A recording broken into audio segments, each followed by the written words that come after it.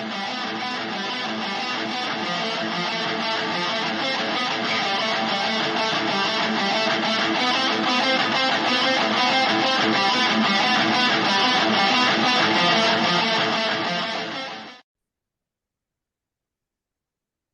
What's this up, Christian Metal family? We're here. Christian Metal family. Yes.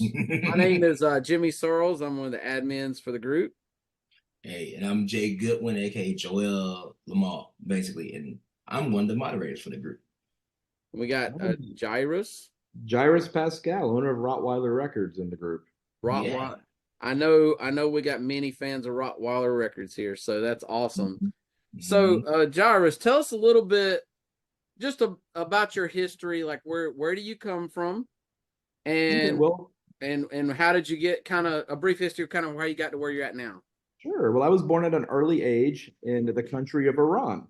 Okay. And I can't go into too many details about that for reasons which I'm not allowed to go into, but I will say my mother, who adopted me and my twin brother, she was a missionary teacher living in Iran.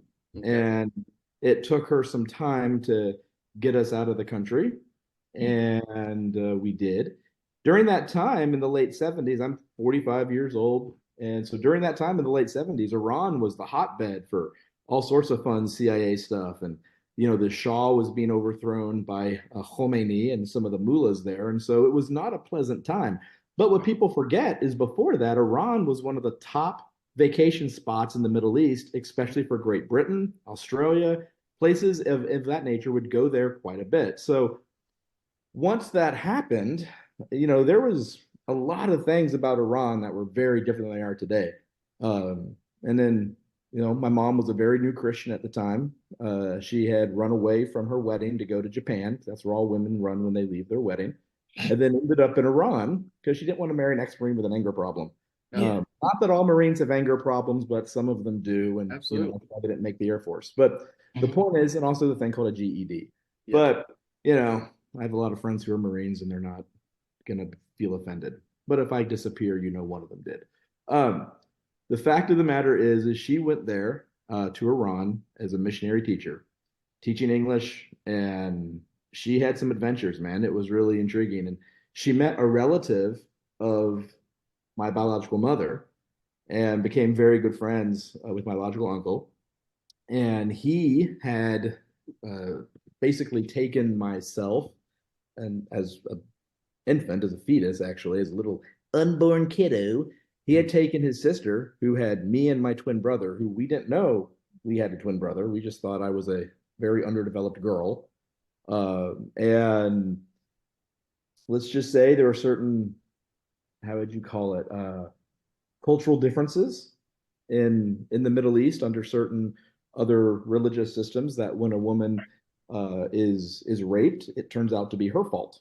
And so my biological father he came home really high, really drunk, crawled into bed, did what he did. My mom was not wanting things to go that way, but they did. And then my biological grandfather tried to kill my mother because she brought dishonor to the family. My uncle, this is when my mom meets them, takes her down to the southern part of Iran, and that's where they meet my mom. And yeah, so it's an interesting story and a lot of interesting cultural issues that come up and a lot of different see I told you so's and how did this happen kind of thing. But the end of the day was my uncle, who recently just passed away a year or two ago, he became a believer in his life, and he knew that even before he was a Christian, he knew that killing his sister was wrong. Right. Killing innocent life inside of her womb was wrong, regardless of what the social and sometimes religious norms of the day were. So fast forward a number of years, we're adopted. My mom never married. She, you know, adopted another boy because she just wanted more fun. So now she has 3 boys in a single parent home. And, you know, we turned out okay to an extent. I mean, we all have our own issues. Thank you, humanity, for that one. Absolutely. But my mom's a dear lover of Jesus. She's been responsible for, I don't know how many schools or stuff being built around the world. She's put so many kids through college, Nice. so many kids through high school. Like her whole deal was God blesses people to bless other people. And I know Jay and I have had conversations because let's be honest, in the last few years, our country's had a lot of weird disagreements over things that people can't help. Yes. Yes. And if you can't read between the lines on that one, then I'll just say it. I'm brown. I'm not white, though I get accused of being white. The only people who don't accuse me of being white are TSA. These guys heard that one before. And the fact of the matter is, uh, like I wasn't raised even looking at things like that. Mm-hmm. My mom just didn't raise us that way. And so there's some people have said to me, man, you just don't get it. I'm like, I don't think you get it. Like, you're making apples out of oranges, dude. Yep. Like, oranges aren't apples. They're never going to be apples. Doesn't matter how mad you are, how weirded out you are. And so growing up in a home where it was me and my twin brother, and then another little boy who was his nationality, he was American, but he came out of a Syrian background. He looks exactly like, and we always joke that he looks like little Hitler because he was born on his birthday and he was blonde, blue eyed. He looked like the little Aryan nation kiddo. But no, it's funny. But people would look at us and go, "How are y'all related?" We're like, my mom made us family. That's why God made us family through my mother. So is your twin brother here too? Still? Yeah, he lives in Texas. Him and his wife live about 5-7 minutes away from us. They have wow. He has a little boy from his first marriage, and then him and his wife now, his new wife, have a little baby girl. And so he is very much the opposite of me. So when we go to parties, people don't even think we're brothers, much less twins. Oh wow! So, yeah, he's got the mustache usually, and I have, as you can tell, the other parts. But he's a musician, gifted piano player, classically trained vocalist. He's been in numerous stage productions. He's just got a gifted voice. So that's awesome. Wow, that's cool. So let's talk about just your interest in music now. Have you played any instruments or do any vocals? Oh, yes. So I ended up loving the bass guitar, and my ADD and dyslexia doesn't always love me back. So it's something I've always worked at, trying to get better. I was a vocalist for a while in the band Inversion. We released a few records, one EP demo, and then a full-length album called The Nature Depravity back in 2000. I remember that. Wow. Yeah. So I have that CD. Yes. Yeah. Rottweiler Records will be re-releasing those as singles in the upcoming year because it's an older record. It sounds like 2001. When we recorded it, we had a desire to have similar EQs as Cannibal Corpse record they had. What was that? Bloodthirst. And so there's a lot of vibe toward Bloodthirst on that record. But there's a lot of songs on that record that were just now being done in the Christian scene because we had a really forward-thinking guitar player who was way better than anyone would ever know. And unfortunately, he's doing other things right now. But I'd love to get back with him and get some new Inversion music coming out. But yeah, that's interesting. You all, you know what? Just thinking about Inversion. See, I didn't know that, but I know because of your artwork. Of course, in some of the musical themes, there was a lot of controversy. I remember they talked about you all in HM magazine a little bit, and I think that's where I found out about you all. It's like a HM ad or something like that. But yeah, we tried to make stuff really engaging because at the time, myself, Jeff, and Nathan, the three main guys, we were all studying philosophy and theology at the same school.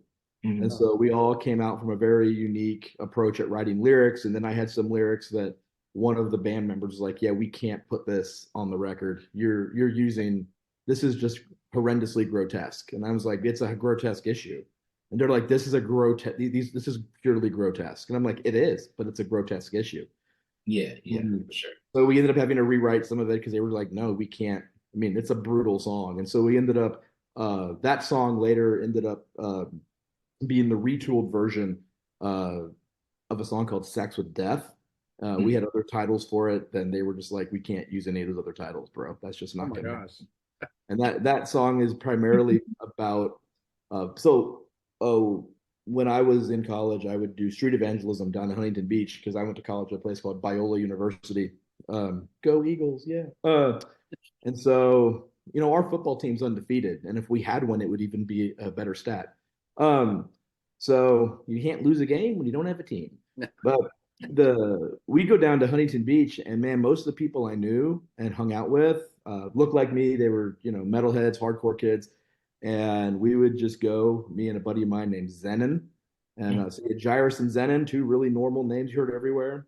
Just talking to people about God, and Zenon wasn't a metalhead, but he was literally ripped out of a sinful life by the Spirit of God. Just one day he was sitting there in his apartment living life his normal way, and literally God just got a hold of him and literally just said no. And it was, as he used to say, it was like an oil slick got ripped off of my body.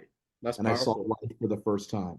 Yeah. So we spent our Friday nights doing street evangelism and hung out with metalheads and hung out with their girlfriends and hung out with the groupie girls and hung out with the girls that nowadays would be OnlyFans girls, and hung out with people that were, I mean, it's sad to say, but like that whole area was just filled with people who were trying to get rich quick, and they were trying to find some security. And the human trafficking and the sex business was really powerful. And so I wrote the song in connection to that. Like, it's the idea behind it is you're joining yourself with death.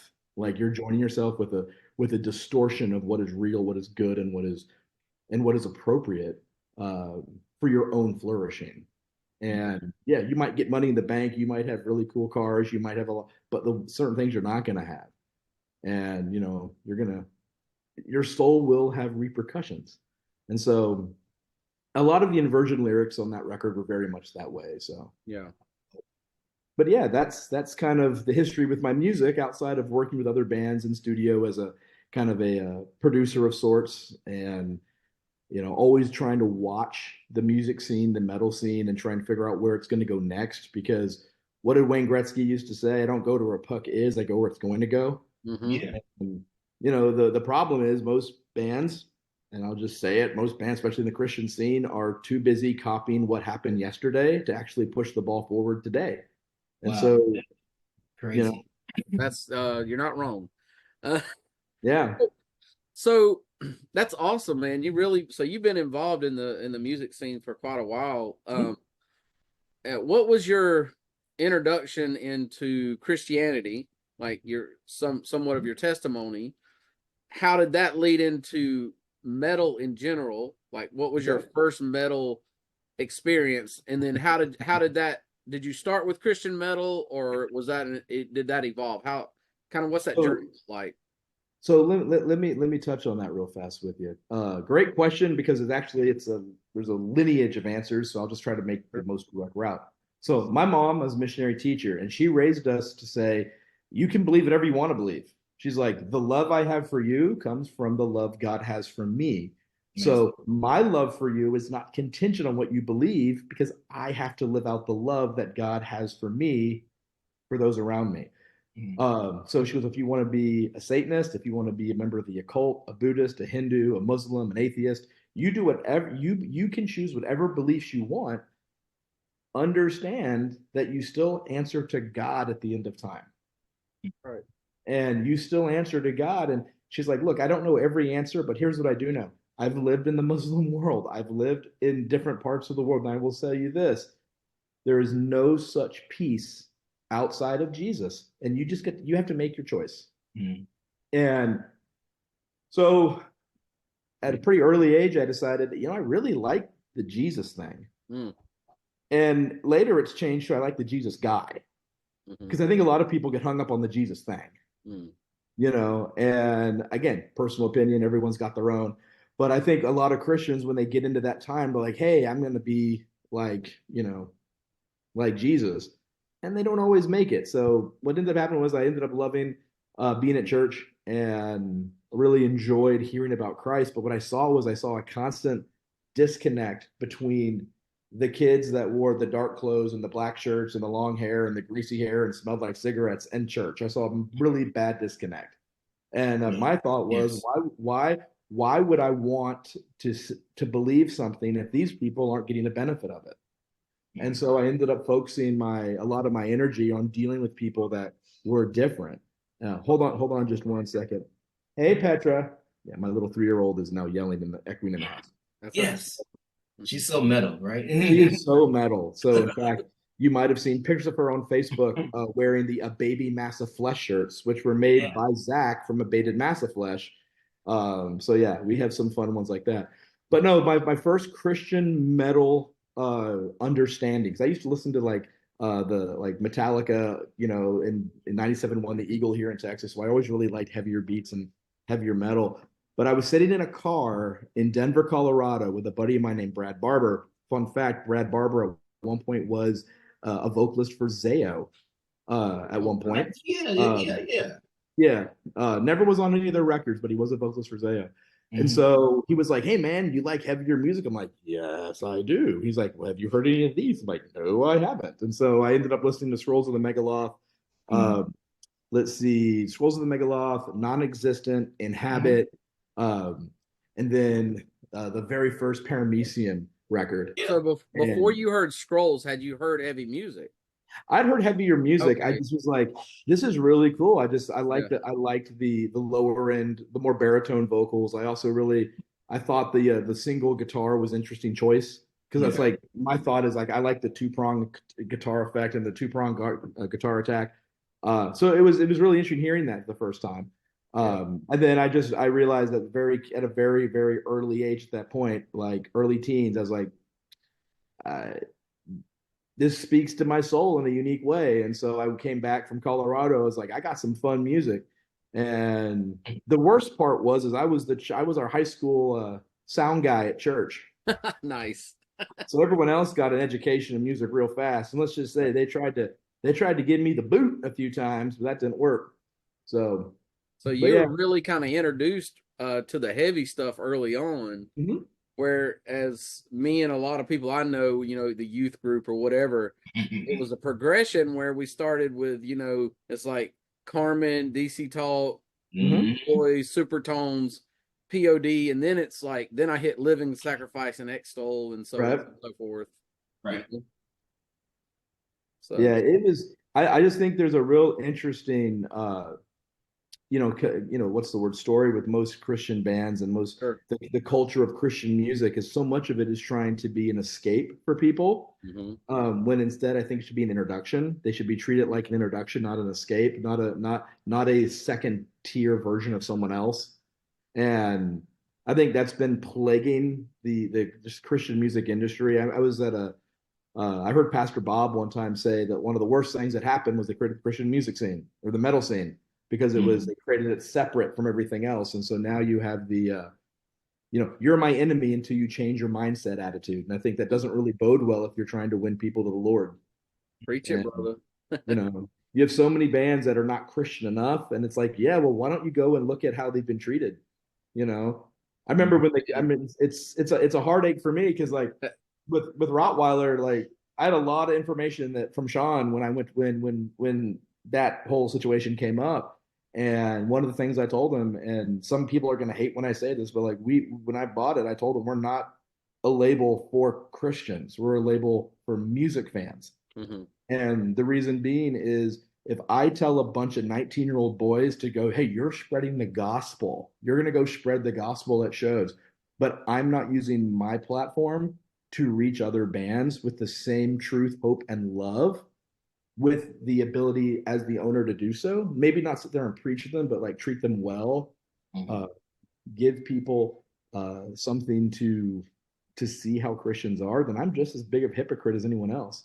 Yeah. So I know some people don't like this, but we've signed bands to Rottweiler now that are not Christian bands, and I have to sleep at night. So like there's certain kinds of bands or lyrical bands I'm just not gonna sign because I have to, I have to sleep at night. I think it's fair, man. I love that.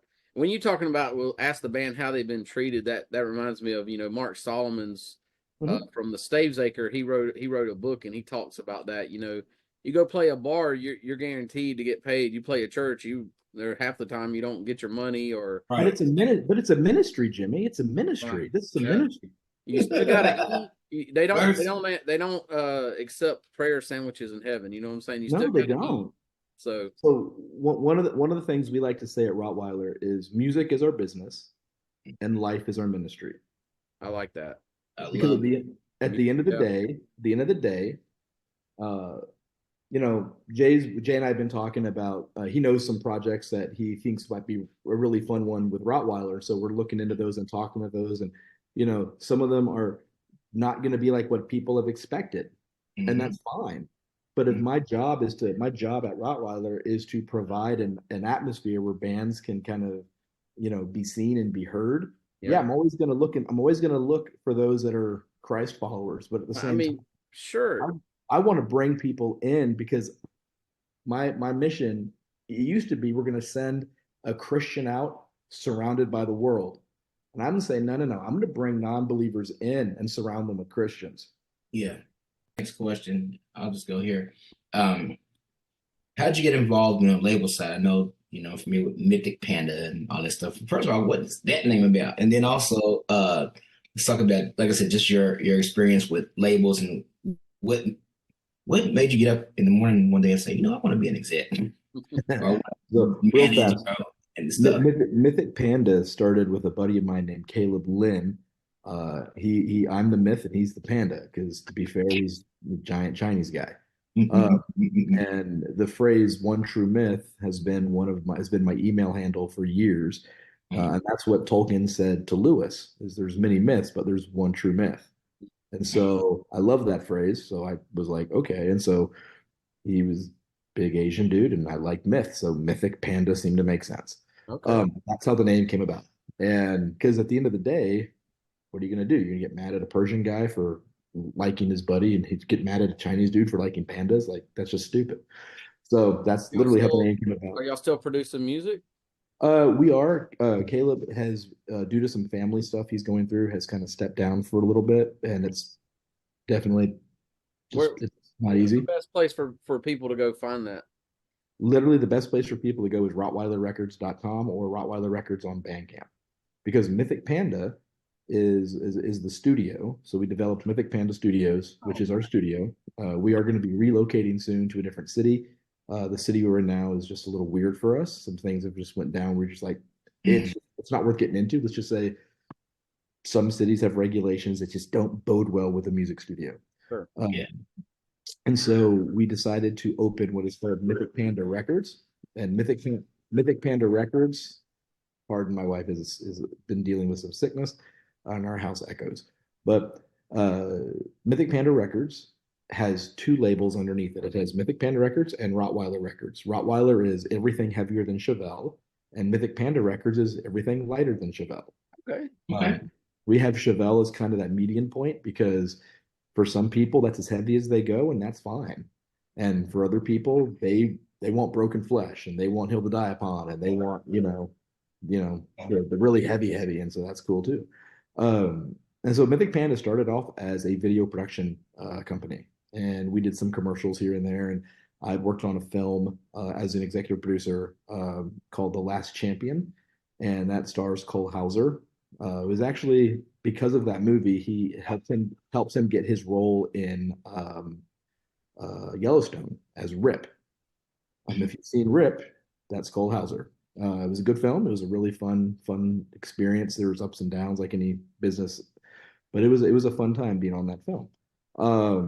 And so when I got back, I was, we were jazzed about trying to do more film stuff, and we just noticed that like we as dudes, we were getting more pulled toward music. And Caleb was in a band that almost got signed to Sony back in the late 90s, early 2000s, in a band called Unveiled, and kind of a female fronted rock band. They're pretty good. And so we decided to go the route of doing music. And I did not wake up one day and decide, hey, I want to be an exec, to answer your question, Jay. But Peter Esquivel from Extol and Rada called me and was like, hey, do you want to put Rada out on Mythic Panda? And I was like, maybe. Let's talk. And so that ended up being a really cool thing. And if you haven't heard Rada, It Yes. sounds nothing like X-Doll. Right. And I will tell you this, and this is the beauty of Rada. This is why I love it. I do love Rada. It's interesting music. It's really cool. And it drives PR people nuts because you can't classify Rada in any one genre. There's pop, there's progressive, there's soundtrack, there's ambient. There's so many unique things that Peter and Osmond did at the time. Peter's now doing it just himself now. That it is just such a unique collection of noise and music, well, music, not noise, but music. And that's not a Rottweiler kind of thing. That definitely doesn't fit on Rottweiler. Mm. So when we were approached, we said sure. So we decided to try our hand at a music label. And there's definitely been a learning curve at times, but And how long ago? When did this transition from him to you take place with the Rottweiler? so couple years ago, Sean, he and I had been talking. He knew that I'd done work with Hasten Revelation Tour, most notably Taking Hand of Goliath.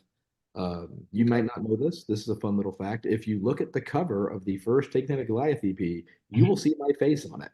Oh, nice. I love I fun. did not I did not know that until Jake was like, "Bro, I've been holding this secret from you for so long." So he got Par Olafson, one of the best death metal artists in the game today, to put my face on one of the Hebrew soldiers in the back of the in the background on the cover. And Uh, you get royalties and all that, right? I get to tell people, I get to look at people and go, "Man, you wearing me on your face." I'm not there on your body. I'm staring back at myself. It's a weird feeling when that happens. You're like, Yeah. "Oh, creepy." But anyway, so I had helped out a few Rottweiler bands before I purchased the label, and had helped some, get some better, visibility in different ways. And with the Hasten Revelation tour, we had a few people on that we'd taken on that were a lot of fun. My Place was taken, for example. They're fantastic. If you haven't seen them live, dude, check them out. They're brutally fun. Uh, Nice. and the thing about them is like I've told them like, man, I really want you to, like, since once I took over the label, said I really want you to sing in Spanish. I want your screams and your growls to be in Spanish. Mm. And it was like, why? And I was like, you have a reach I can never facilitate. Like, I don't speak Spanish. I don't. And it's not wrong. I don't speak Spanish. That's just not something I'm able to do. But Right. they're from Mexico. I was like, dude, leverage that. Like, your Absolutely. fan base is one that needs to be represented well by bands that kick ass, and you guys do. Mhm. But so Look, fast, so rewind a little bit, and I talked with Sean, and he reached out to me with an email. He's like, "Hey, this is coming out of left field, but would you consider buying Rottweiler Records?" He's like, "I'm getting out of the label game. I want to focus on performing, and to be honest, like I just don't have it in me, and there's not many people I trust in this scene to like run with it." And he's like, "I do trust you," which I was kind of like, "Okay." We've Right. talked like 4 times, Yeah. 5 counting this email.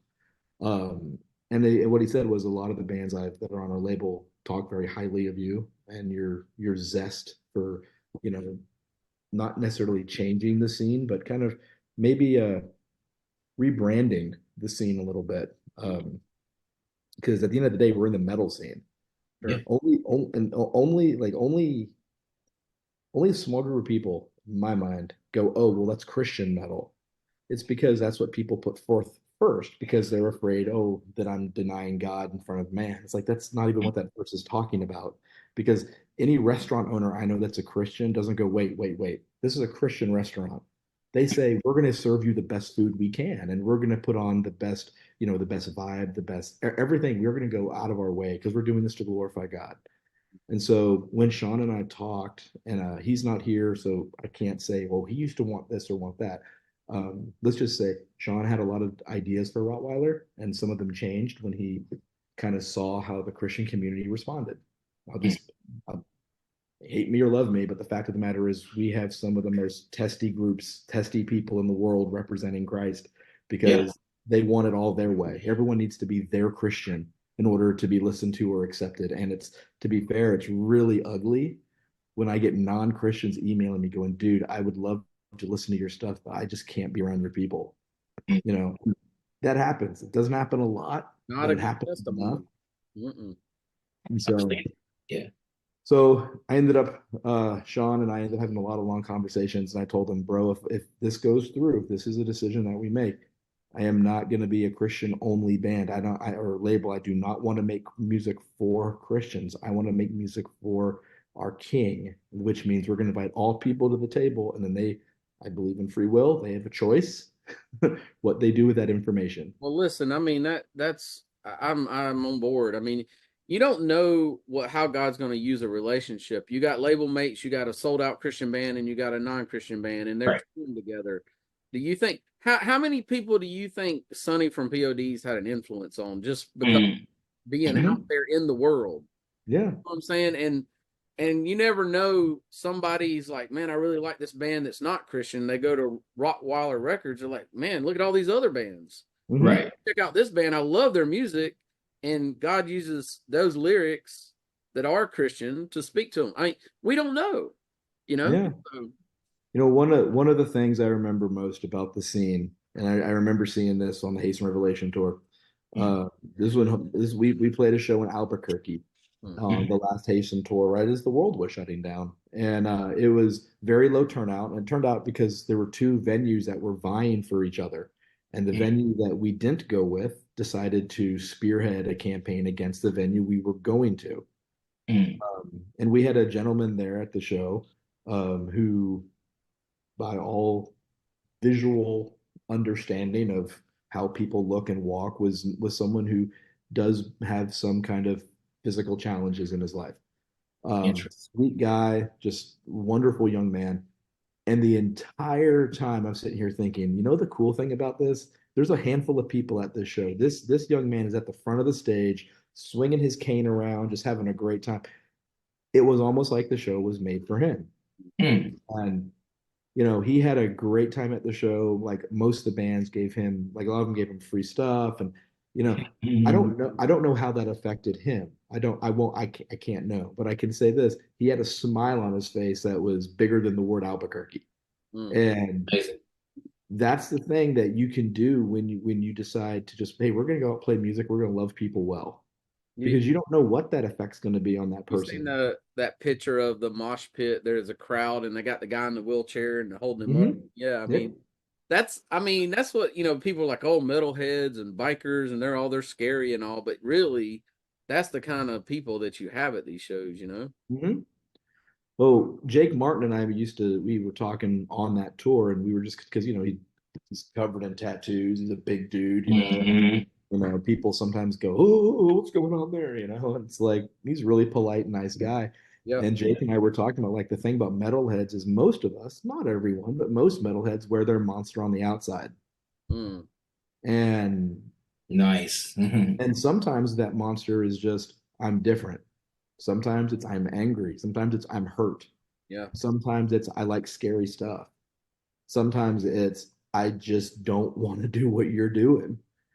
But there is an honesty, and again, there's always an exception to every rule, but there is an honesty in the metal scene that I think a lot of people in the Christian metal scene miss because they are trying to get everyone on the same side first.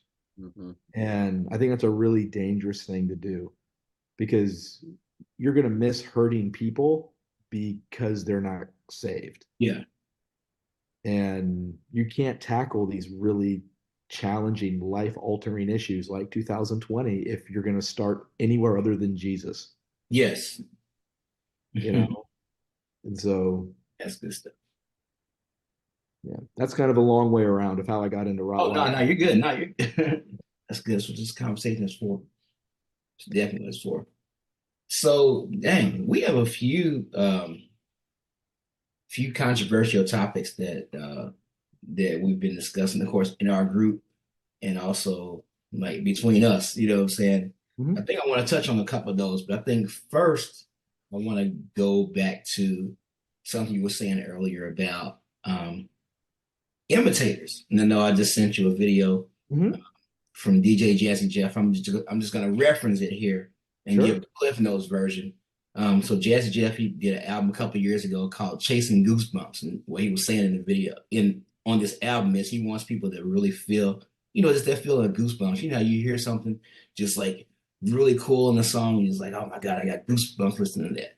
So he was saying he wanted to make an album. So he brought all these producers in and singers and musicians and stuff. and they created an album in a week. Like they literally just lived in the studio and created the album on the spot. Nice. So yeah, so when somewhere in there he started giving this talk called Die Empty. That's what it ended up being on the album, the track. So basically, the biggest thing that he was saying is that nobody wants to be first, everyone wants to be second. And he was saying that what he means by that is that you have somebody like a kid in the garage or something, and they create a music sound, and then they become big or whatever. And instead of people like wanting to create their own sound, a lot of times they latch on to what they feel is going to be the next big thing or what's popular already. So you know, so instead of creating their own sound, they do that. I think in Christian music, we've seen this a lot. Sometimes to frustration, and sometimes to like super understanding in the group when somebody say, y'all give me a Christian version of Metallica, or give me a Christian version of you know, what's the Christian version of, you know, Anthrax? Yeah, Black Sabbath. You know, it's so funny. We're both wearing I'm wearing Wu-Tang today. You're wearing Black Sabbath. I'm like, we're gonna get in trouble. You guys should check out the band Black Braid. Oh, look at that! It is Adirondack black metal, and it's my favorite black metal artist. It's amazing, and the dude is phenomenal. He's not a Christian, but dude, let me tell you, man, it is phenomenal music. It'll move you. But okay, right? Yeah, goosebumps, right? Goosebumps. Yeah, no, it does, because like you hear his authenticity. Yeah, you don't hear export or copy image. You hear authenticity. Yeah, and I think that's kind of maybe at the heart of what Jeff was saying. But yeah, so I know in your pursuit to, I guess, put out good music, like how important is it to be innovative versus like trying to get bands that sound like another band or something like that? So let me ask you this question, gentlemen. Do either of you guys like barbecue? Yes. Yep. Okay. Is good barbecue, regardless if it's pork, chicken, or beef? Yes. Yeah, because you like it. It's good, right? And there's probably multiple restaurants that you know of that serve really good barbecue. Right. Right? Take the same approach to music.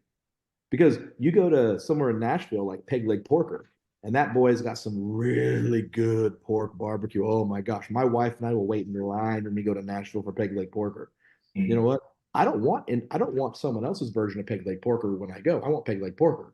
Here in Texas, we have some really good barbecue as well called Cadillac. Now, it's not the same, but guess what? It's just as good for different reasons.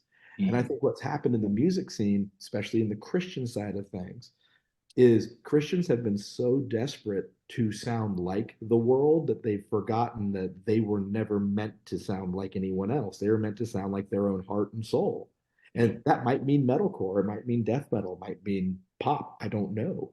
But we've tried so hard to market things that we haven't done well at making things. And I think sometimes there is this overarching attempt to say, I need a band that sounds like. And so I'll go out and look for one. And in that process, instead of going, I want them to sound like, I go, I want a good band that plays metalcore. I want a good, angry band that plays thrash metal. You know, I want a band that's so brutal playing death metal that, you know, it makes your hindquarters pucker a little bit, you know, stuff that makes you go, woo, you know, stuff. I mean, just that kind of heaviness. So I don't look for things that sound alike to someone else. I look for things that I think are good. Because we can all name barbecue restaurants that we think are good, that they might not be the same, but we think they're good.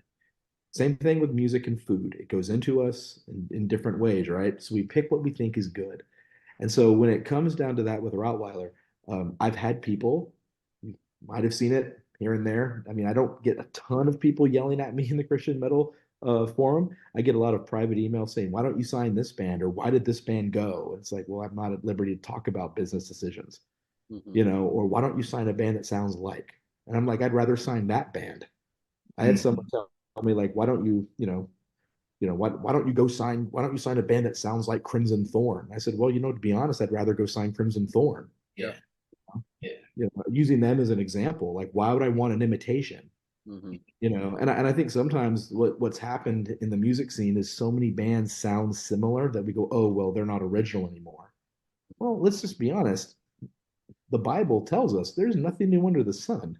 Yeah. There's nothing, dude, under the sun, we all rot evenly, right? So there's nothing new. There's not, and because of that, it's like if someone's going to be innovative, they're going to be innovative at their own expense, not because they're copying somebody else, you Mm. know? And so at the same time, I look for bands go, hey, are you innovative? Are you good at what you do? Are you bringing something to the table that maybe I hadn't thought of yet? Doesn't mean that it's, gonna top all our charts. I don't care. If it's good and I like it, I'll send you a contract and we'll talk, you know? And not all bands want to be signed. And it doesn't hurt me if someone says no. I Yep. mean, that's part of the game. But I look for bands that I like because here's the deal. If I can connect with it, I know someone else will too. That's good stuff. So, Well, so you made it clear that Rottweiler is not a Christian only label, so you nah. sign good music. Mm-hmm. So what is your criteria for signing bands? And what are there certain bands content that you will not sign? Yeah. So when it comes to signing bands, I look for bands that if you are a studio band, that you recognize that you're gonna have your shelf life might be longer in certain ways, but you're not going to see the same turnaround. Right. That happens a lot. There are some really good studio bands out there, and we love them, and we have them that are signed. Generally speaking, I want bands to play live. I want bands that own their area. Doesn't mean you have to go and play 90 shows, a month. That would be ridiculous. And to be honest, I don't think it's possible. Maybe, but Jay could probably do it. Brutality could do it. Those guys, they're probably playing a show right now. After this, they're going to play another show. Yes, yes. Those guys they're a machine. That's a great example. Not everyone can play like Brutality does. Okay, that's just facts. So I look for bands that can play live, and I look for bands that want to work with me. No one works for me at Rottweiler. We get to work together. I love it. Now, to be fair, sometimes that leads to some miscommunications. That's happened in the past, and guess what? If the band's willing to talk it out, we generally can move forward well, and I can make the necessary corrections if that's on my side to work better with that end artist. That being said, there are some bands that just don't want to work with me at times, and they've made those decisions, and that's fine. But in general, bands work with me; they don't work for me. Sure. When it comes to content, so I have a 3-year-old little girl. If she comes in and says, "Daddy, what record did you put out?" and there's something there that's horrendously grotesque, sexually demeaning, I haven't done my job well. Because I'll be out real quick, man. Like, I love the fantasy of metal. I love, minotaurs ripping people apart, werewolves taking heads off. That's great. Yeah. I think there's a place for some weird fantasy stories. Sexualizing children, violence toward women, violence toward children, grotesque violence toward anyone, like for the sake of being grotesque, like gore porn. Man, there's other labels that'll carry that. Like, yeah. I had a band that I loved their music, and I'm not going to say their name because we ended up having a different direction. Their music was fantastic. I was like, guys, you guys are cool. Can I just send me some of your lyrics? I would love to hear what your stories are. And I was like, yeah, because it's like, man, everything about, the blast beats, the gutturals, like the production was tight. I mean, that was like, they were light years ahead of the other death metal I'd been sent this one month. But then I was like, dude, you came up with this? Like, man, like, what up? Have you seen a therapist? Like, you know, and so like, yeah, so there is a line I draw. Like, here's the thing. I would rather someone write a record where they're mad at God than where they are butchering children and raping the bodies. Yeah. Because when you're mad at God, you can't stop thinking about him. Yep. That's the point. You write what's on your heart, right? And Yeah. so if you're writing about God and how you don't believe that God exists or you're mad at God, man, that means you're wrestling with God. Yep. Now, here's the deal. That does not mean that every band that's out there wrestling with God needs to send their EPK to me. It doesn't mean I'm going to sign them. But what it means is I'll definitely sit there and listen to it. Because one thing I think Christians need to understand, there is no greater truth than the name of Jesus. We let some of these lesser ideas become these giant stalwarts of hurdles in our Christian faith. Oh my God, that person said a bad word. Oh my God, that person's song wasn't about Jesus. It's like, you know what? Why don't you let Jesus be Jesus? Why don't you go into your daily life, read the word? If you're a believer, read the word, get yourself educated and relationally strong with Jesus. If God convicts you to not listen to Rottweiler Records, don't. Like, literally don't. If So a God band convicts, don't have to have a Jesus beats per minute to get saved. no, so there's a couple of, so funny thing about that, we had a few bands that, well, I can't say the name yet because we did sign them, and I told them we don't have a JPM requirement, and they were like, oh my God, really? That's so cool. And JPM requirements, I think, actually becomes more idolatrous than it becomes beneficial. My Right. opinion only. I know some people are going to disagree, and that's fine. You can be wrong, but I think when people worship the amount of times you say Jesus, and they count that as if that means you're a better Christian, I Mhm. wonder how many times they said Jesus in their daily life, in their Right. job. You know, I mean, Right. Jimmy and Jay, both you guys. I mean, I'm assuming that both of you have some kind of either job or connection with. I know Jay does with music. Jimmy, Mhm. is your main job in the music business in some kind? Actually, no. I own a couple other businesses, but I used to Okay. book and promote concerts. I'm assuming he doesn't. I'm Like that. assuming he doesn't only work with Christian companies, Right, exactly. Yeah. or make sure that every employee is a Christian and believes everything that they do from the Bible. Right, exactly. Yeah, Because if he that was does the the case, same. well, if that, because my thought is, and Jay, you and I have talked a little bit about this. If that was Mhm. the case, if those were the only people we were to associate with, what is the use of knowing Scripture? What Exactly. is the use of diving and clinging to Jesus if the Right. world around you only thinks and acts the way you do? And see, that's I think working in churches, because as you know, I work in Mhm. churches a lot. And probably I used to think it wasn't more then, but it seems like it's more now. Like connecting with different churches and working with them in different capacities. And one thing I've noticed, and one thing I'm trying to break all four of the churches I work with out of, is the mentality that they have to like gatekeep so much, and just like everything is in house, and it's like there's a whole world out here, and trying to find ways to connect to their communities Mhm. is a must. But yeah, you'll never do that if you're just like, oh, I mean, just simple stuff like, I've gone to sanctuaries before wearing a hat or wearing a metal shirt. In fact, Mhm. the church I joined like a few years ago, they all wore like suits and stuff like that. And the first time I directed the choir for that church, I was wearing a Cannibal Corpse shirt. And and for a church like that, yeah, exactly. It's like a predominantly black church. But for me, and like I said, they wear suits. So I was like, yo, like I primarily wear metal shirts, and like Mhm. almost nobody in there has almost heard of any of the bands that I wear shirts for. But I'm like, and I wear jeans a lot or whatever. So if you all have a problem with that, I'm just like, you I might think as well not even interview me. Well, I think there's also a real breakdown in understanding. And again, I am not saying this is the authority. I'm saying this is someone who's been around almost 50 years and just watched church culture. Hmm. And church culture is supposed to lead people to Jesus. Hmm. In fact, I see it more often than not, it's leading people into basically quarrelsomeness. And it's like Yeah. there's a point where you have to say things are righteous and things are not. And Hmm. biblically speaking, this is true and this is not. But everything else that is not touched on, there's gray areas. Oh, absolutely. And those gray areas, there needs to be some liberty, Hmm. as well as quite a bit of what's the word I'm looking for? Charity. Yeah. Because you go into a predominantly black church in, say, Georgia Hmm. versus a predominantly, say Pentecostal church in, say, Washington State, you Right. might have a very different way of seeing scripture and interpret.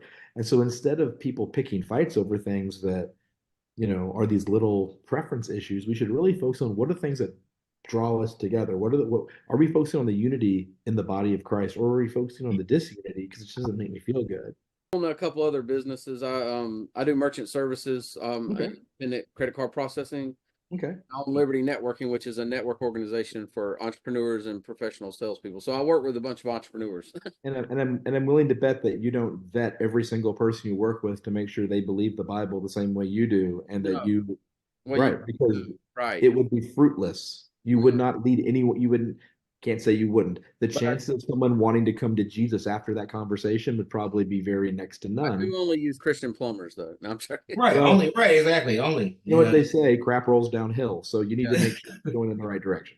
Yeah, No, that's crazy. But yeah, you're right though. When you isolate people, because that all it really does is isolates people, Mhm. and and know, it's counterproductive. So one of the things that my mom used to tell us is you are going to be whoever God has designed you to be, but you will always be my son. Mm. And I think sometimes what we do is we look at things and go, huh, that's not the way God works with me. So therefore you can't be right. And you can't be a believer and you can't be saved. And we get to that point when you see bands struggle with faith because they've been ostracized, demonized, whatever. Sometimes their music just isn't very good. I'm looking at you, Under Oath. Sometimes it just doesn't sound good. You know, I mean, what did Wendy's say? What did Wendy's say? Under Oath sounds like your 13-year-old brother learned to cuss for the first time. Like, Gosh. I mean, they roasted them, and it's funny. But at the end of the day, like I like Old Under Oath. I really like some of their stuff, and their Love newer it. stuff Yeah. doesn't have the same vibe to me. Is it because they went a different direction spiritually? I don't know. It just music sometimes just doesn't. You don't feel it, and I think too many people in the Christian industry are wanting everything exactly the way they want it for comfort's sake and fear's sake. There's a lot of fear Oh, in the that's Christian. crazy. There's Yes. so much fear. They're afraid they're not. I don't know. Either they're afraid they're not going to be Christian enough. It's like, good Lord, look at David. Go back and look at that dude in the Bible. He was counted righteous even after murdering someone, sleep with a random woman he saw bathing. I mean, the man spilled so much blood. God said, "You may not build my temple." Yeah, exactly. The Sounds like man. you're So trying to burst that Christian bubble that people have been living in for so long. the bubble was artificially created for marketing to make moms think that their kids are having safe music, and it turned out they're having sucky music a lot of times. And then you had Dang, then that's you had good. then you had bands that were legitimately good guys, like Mhm. Galactic Cowboys, Yeah. and no one ever said their music sucked. Why? Because it doesn't. And they And weren't were they Christian enough, Christian? you Some know. people said they weren't Christian enough. Well, you know what's funny is, a lot of people want mortification lyrics from everybody, but everyone says those are cheesy. So you can't have your cake and eat it too. True. Right. At True. the end of the day, man, like I tell you what I tell everyone on Rottweiler, if you're a believer, if you're a band on Rottweiler and you're a believer, it is between you and God what you write. There is no JPM requirement. If God puts on your heart to write an entire record about misuse of church power, dude, write that record. If God puts on your heart to write literally 5 long doom metal songs about praise and worship and just using hymns and proverbs, dude, use it, do it. You're not going to hear me tell you no.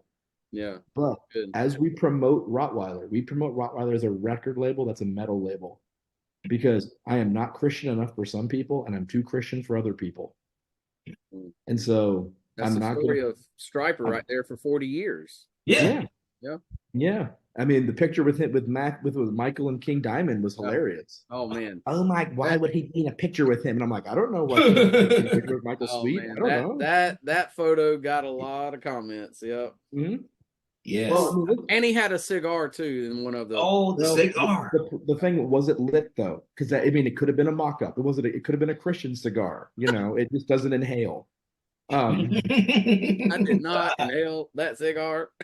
I did not inhale the cigar. I have to define what is. Yeah, speaking of which, I think when we go to our next segment, I think there's two things I definitely want to touch on. Number one, the infamous post that you posted recently, and then also Christians in person. Oh, Oh, All right, let's continue with this.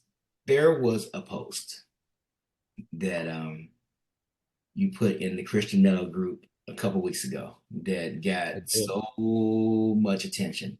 Mhm. It was an anime, and it was a meme that you or somebody made. Did you make that meme? Did you make it? A friend of mine did. Okay, so a friend of yours made a meme. He didn't want to Probably a post it, and I said, "I'll generation, post it." right? And it was literally about um the topics in our group. Yes. So the picture of the biggest person that was on the throne was like 3 thrones. the picture of the biggest person was Striper, and I think the other two was one was I know one was like what Theocracy or something. A Skillet was one. Yeah, Demon Hunter and Skillet. Yeah, thank you, Demon Hunter and Skillet. And as we know, are there any other bands? Theocracy was bowing down in front of them. Yeah. There we go. Okay, so Demon Hunter, and as we know, the meme was about the people that are talked about the most of the group. And Demon Hunter, Skillet, and Striper are definitely the most talked about. And then the other ones that were bowing down to them are still like some of the ones that are most talked about. And I know us as moderators and administrators, we speak amongst ourselves because we have like a chat where we just kind of we're like the Illuminati. we discuss what happens in the group and just what to do. And it just comes up so much because so many people want to talk about the same stuff over and over again. So when your meme came out, it was just so perfect. As far as I'm concerned anyway, because like it just talks about just the same thing we've been saying, just about people being mundane and people in familiarity and things like that. So yeah, it was so funny. And I think what say what?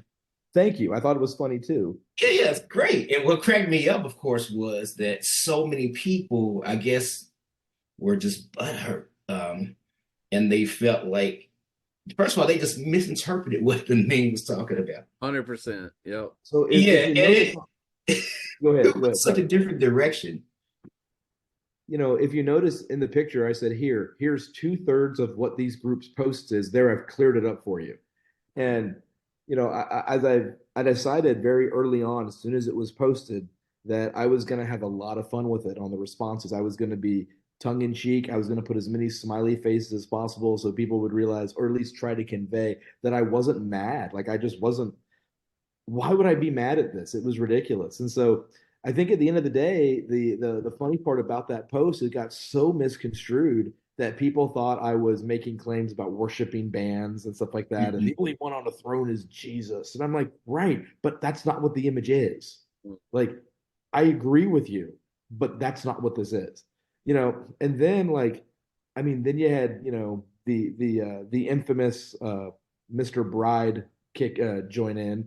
And my first thought was, I don't know if you read my response to him, but I was like, should this post go to hell? Because that would be ironic. Because at the end of the day, look, I grew up listening to Bride. I grew up listening to Kinetic Faith, Drop, Snakes in the Playground, like even the stuff even that was way beyond that. That was stuff that I heard, once I got into the metal, like everyone was like buying me tapes. That's how long ago it was. Okay. There were tapes. Yep. Yep. And so to have that's right there, but all the right there, I see them. And to see people chime in being so upset and like, hey, this person needs to weigh in on this. I'm like, why?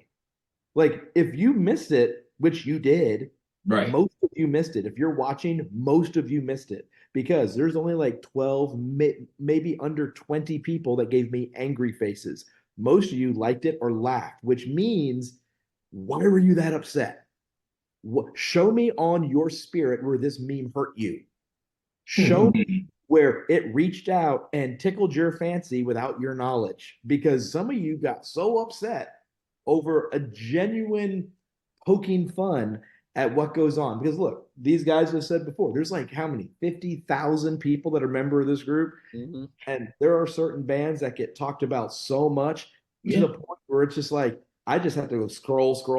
Yeah. Oh, Striper, Demon Hunter, Skillet, Striper, Demon Hunter, Skillet. No, they're not black metal. Striper, Demon Hunter, Skillet. Someone was like, hey, my kid wants to go to a Skillet concert. Should that be the first one he goes to? And I'm just like, well, does he like Skillet? That's how you answer the question. Right. Would I take my kid to see Skillet first? No, my little baby, her first concert was when she was in the womb and she was on the Hasten Revelation tour. So She got Take the Head of Goliath and like, Cardiac Rupture and all these other bands, Faded Mass of Flesh, that was in the womb too. So take your kid to Skillet. I don't care. Yeah. But as a fan of music, I think it's really funny that as a Christian and as a fan of music, that the idea of missing the joke, people took really harshly. Like, Jay, you and I have talked before in person. We've talked over the phone. Like, I get it. Over the internet, you can really misread tone. Right, exactly. I mean, I get that. Anyone who's married knows you can misread tone Oh, with the Lord. person right in the room. So the fact of the matter is, when I did it, I tried to clarify it, but then most of my responses were clarifying. This is not a theological post. This is not a who's better than post. This is Mhm. simply, this group is obsessed. They suckle at the striper teat. I Mhm. mean, it's I even made another meme about that, which I've yet to share because it is very applicable. Jairus, I gotta say, I appreciate you being upfront. And, hey, we ain't gotta worry about what you're thinking. I appreciate that. No, I mean that's good. But you're not wrong. You're not wrong. I No, mean, not at all. it's and as the admins and moderators, we get feedback and we see all that. And I mean, it's really that meme really summarized what I mean happens often, honestly. Yeah. But And yes, like, people definitely missed it. and I think there are also times, and again, I'm just as fallen as anybody else, so there are times I have to kind of pull myself back, go, no, don't post that.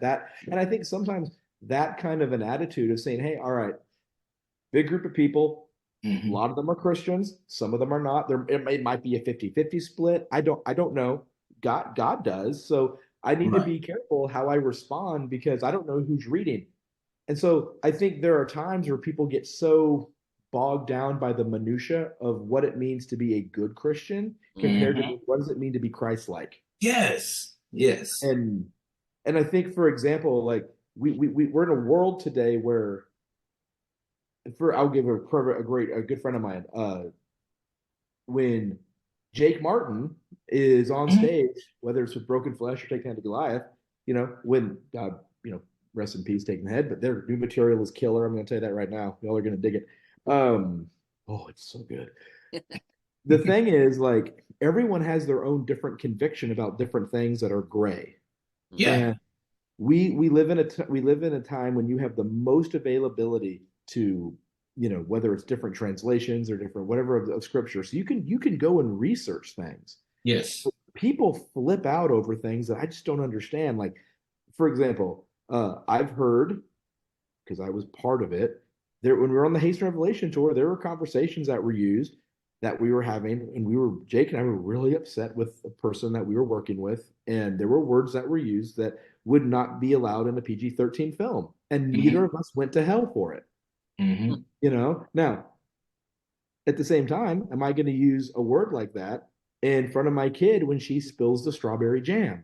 No, because the reason we used language that strong at that one time was because the situation and the person we were with understood the severity of our frustration, and it Yes. required us to put them in a position to go, oh, they actually are frustrated about this.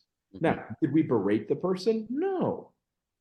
When my 3 year Exactly. old spills the jam, I don't sit there and cuss her out because she does not understand why dad is that mad. And first off, I Right. would not do that to my 3 year old.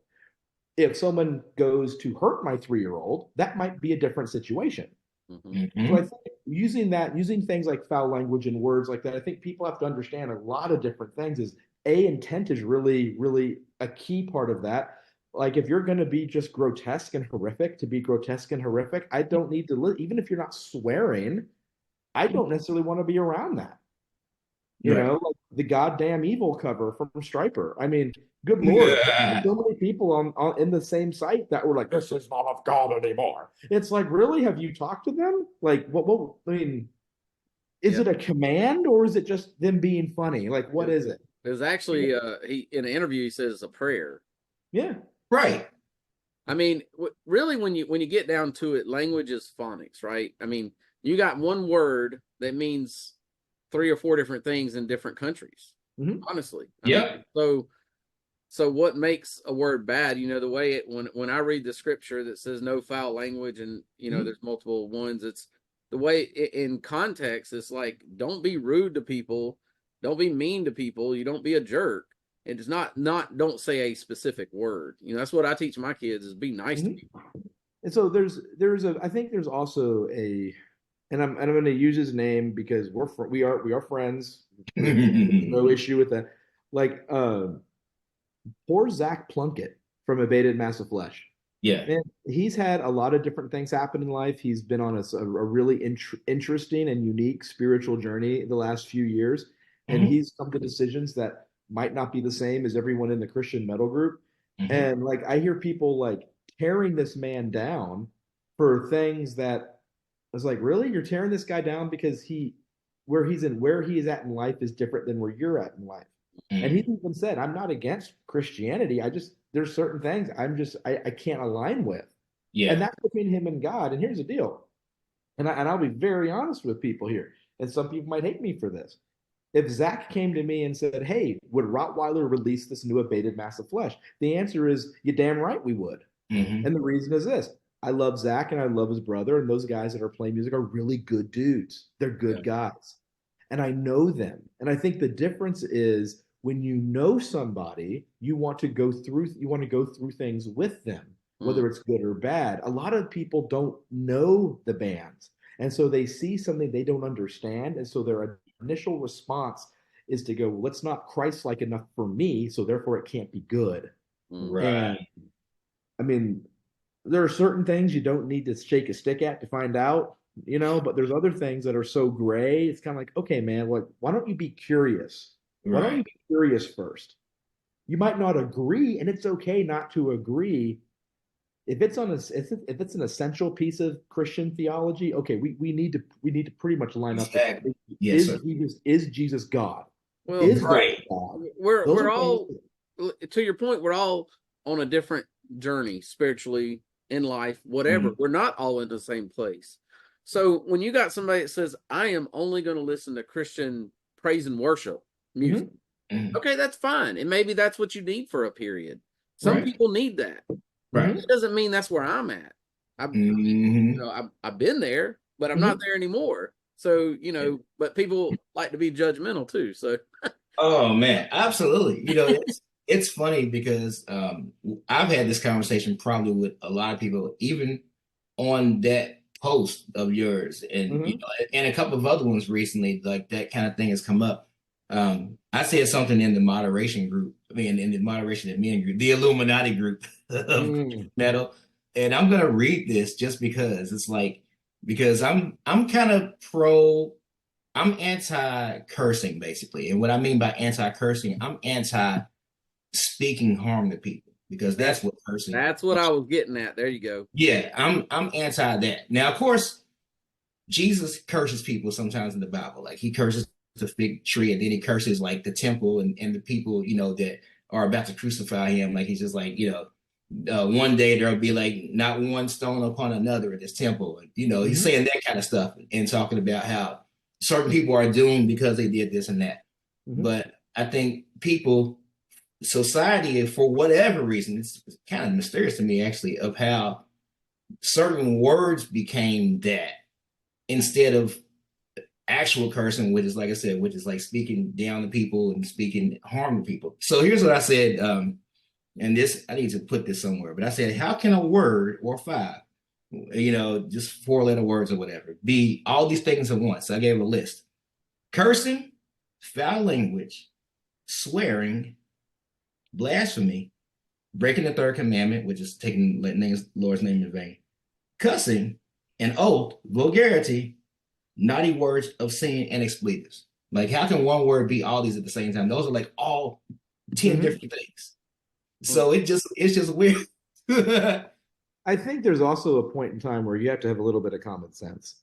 Yeah, exactly. Like I teach at my church's fourth and fifth grade room, which, let's just say, there's a reason no one else wants to teach fifth graders. But I've done it. If I walked into that room and what came out of my mouth resembled a Quentin Tarantino film, it would be wrong of me to do that. Whether it's the context of being at church or it's the fact that in our current culture, we know that a plethora of those words are not meant to edify. They're meant to bring both aggression and negativity to a situation. And so I think we have to ask the question, are we discovering truth or are we creating truth? Because truth is, Jesus said he is truth. Yes. So therefore, it is discoverable, not created. We don't create truth. Now, people like to talk about meaning. Well, meaning can be subjective, but common sense, thank God, does play a part, at least in our Western culture, Oh, when we know absolutely. someone's saying there's certain words that Jimmy would probably not realize could be offensive or mean to a Middle Eastern person. But it's no one cares about our feelings. Okay, let's just be honest. They don't. As long as we Right. give you kebabs and your laundry, people are okay. Okay, Mm-hmm. or a really nice used car with a lot of cologne. But the fact is, hey, I can make fun. I are one. Yes. Yes. But the fact of the matter is, there's other words, Jay, that because of historical racial disparities in Oh, certain things, absolutely. Jimmy would never say to you Right. Right. about you, but it's just a word. Does it carry a moral connotation? It's just a word. So I think there's a point we have to look at common sense and Mm-hmm. say it's not whether it's, what does the scripture say about this or that? The Bible doesn't tell me to take an umbrella when it's raining. It just says, don't be stupid, like be wise. So Yeah. there's a certain point we have to use common sense and wisdom when it Right. comes to our language. And Yeah. now, if you're with a bunch of adults and y'all are talking about things and it's not words aren't being used as an attack and you're not sitting there calling someone out in a way that is unsuitable to the event or to the what you're doing, and people want to lace their conversation with certain words, that's between them and God. Right. But what is the context? You Mm-hmm. know, Context is huge. Yes. yeah, Yeah. my wife's an ER nurse. It ain't flowery speech when the EMTs bring in someone whose limb is severed. It's not Mm-hmm. like, oh, I believe you're in pain. Please, would you move out of the way? No, there's words that are used that are in combination with each other you haven't heard yet. Sure. Why? Right. Because the context is you got to get the hell out of the way. This person's life is literally passing Yes, them sir. by. Mm-hmm. Our job is to stabilize. That's a different context than when I'm sitting on the phone talking with a band about their new EP. Yeah. Like, it Right. doesn't do me any Man, good to that's sit there good and stuff. drop a bunch of F bombs because it's Yeah. like, Yeah. that's to me not professional, personally. Yeah. That So, you just reminded me of something like just teaching when you're teaching fifth graders in Sunday school or whatever. Like my wife and I, we're reading a bunch of Bible stories right now, and mhm, some of those stories are super violent. We're in First Kings right now, mhm, um, and like we're just going through the whole Bible like in a year type of thing. mhm, And yeah, so we're in First Kings, and we're also in Acts.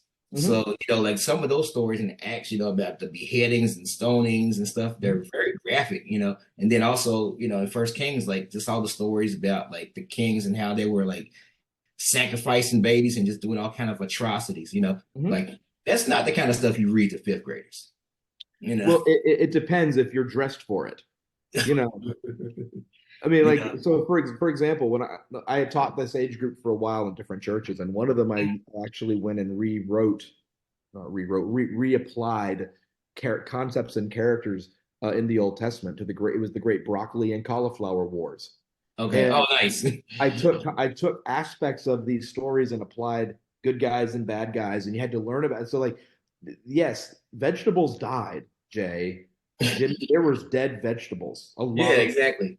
But when you make it applicable for them to learn the concept. Yes, What absolutely. is the concept of the Old Testament telling you? Is it some people believe it's the red line, the red line of Jesus all the way through the Old Testament into the New Testament. Some Mhm. people believe it's allowing that familial line to be unblemished. Well, if it's unblemished, why do you have a prostitute from Jericho in the family line? Yeah. Right. What unblemished to God means something different than unblemished Yes, to man. And I think absolutely. one of the things in teaching scriptures, we have to be aware of that. Now, let's condense that into our culture. There are certain stories that my church doesn't necessarily go into all the details of because they're trying to teach the concept. And as you get older, concept can start to expound into characterizations, and then the culture of the time. And I think sometimes in this day and age, Christians have forgotten this is a Yeah. Middle Eastern story. It's a Middle Eastern religion. This is not a Western, everything turns out good for you story. This is Yeah. a story with consequences. Your good deeds, I don't care how nice of a person you are, your good deeds can have a consequence. Mhm. Your beliefs have consequences. How Dang. you treat people has consequences. Yeah. Man, Jay, And I didn't know we was going to get a sermon today, man. That's no awesome. one ever thinks they will. They look at this and think it's just going to be screams and grunts. Hey man, I enjoyed it. It's good. Well, look here, I'm on the RottweilerRecords.com website right now. Mm-hmm. Yeah, let's do that. Let's go over the artist here. So just tell us. I'm gonna go over the artist. You tell us what style they are, and if you want to say anything about them, either one of you, if you got a comment about the band. So, sure, I would almost tell you to go to the Rottweiler Records Bandcamp site. Oh, but we can look at this one. It's just because it's a little easier to look up everyone. oh, okay. So yeah, we can just go. Just I would say go to the Bandcamp site. I do love our website. It is getting retooled pretty significantly. I won't say when because everyone is like, you said it'd be done by this date. Why is it not done by? It's like because life happens. That's what happens. No, we've got some people working on the website. It's going to be really cool. Your Bandcamp is updated. Bandcamp is updated a lot more than the website right now. Well, that's where I'm at. So we got the Pack Label Sampler. That's something new that came out. Yeah, that is. So the Pack Label Sampler is something that Sean had put together. We have a couple of different things that we've done using a different sampler. We have I've got several of them. Yeah, we have a branding with Ruddy Man Grooming. They're a beard care company out of North Carolina, and we had a scent we made called the Roddy. And so Roddy came with a QR code to let you download an entire free album of a bunch of Rottweiler bands, and we're going to be doing another one with him. So if you grow a beard, Ruddy Man Grooming, check it out. Yeah. And so yeah, so that's one of the things we're doing is sample records put together to use as promotional purposes, because we don't want to just be a record label. We want to have our music in different caveats of society, and the best way to do it is give it away for free. Very good. Well, let's start with. So tell us what kind of music, and if you got any comments, sure, Jay as well. A Hill to Die Upon. All right, so most people know A Hill to Die Upon from their early releases being like black and death metal. Yes. It turned out they scared a lot of people on their latest release because it was Christmas songs. Uh-huh. And not only that, it was Christmas songs, but it was done from the perspective of the wise men, the Magi. That's why it's called the Black Nativity. One of the best parts about that record, man, we have Bruce Fitzhugh from Living Sacrifice on it. We have Ulla Barord from Extol. We have Carl Sanders from Nile. And we also have Sakis Tolis from Rotting Christ. Nile is a local band for me here in Greenville, South Carolina. Yep. Sure. Awesome. That's some good stuff. So their newer stuff is going to be, because we have been talking with them about their next record, because I like getting bands thinking about their next stuff, is going to be more of a return to their traditional black and death metal. They want something completely different with. I'm sure a lot of people are excited to hear that. Right. It's going to be interesting. Awesome. So, what about Absent from the Body? Absent from the Body. So their lead vocalist ended up passing away a few years ago to COVID. Ironically, I was actually in the hospital with COVID during all that, which was kind of creepy. They are more like American heavy metal or American metal with some metalcore influences. We've worked a thing out, and we have to go and look at all the sales. But anytime you make a purchase of Absent from the Body, Rottweiler, the money that we make from that all goes to the family of the vocalist. Oh, that's awesome. I had told Sean I would maintain that as long as I have a record of it being sold, it's gonna all go to their family when we do cash outs. Nice. And I see here, A Hill to Die Upon is from Illinois. Yes. From the Body is Knoxville, Tennessee.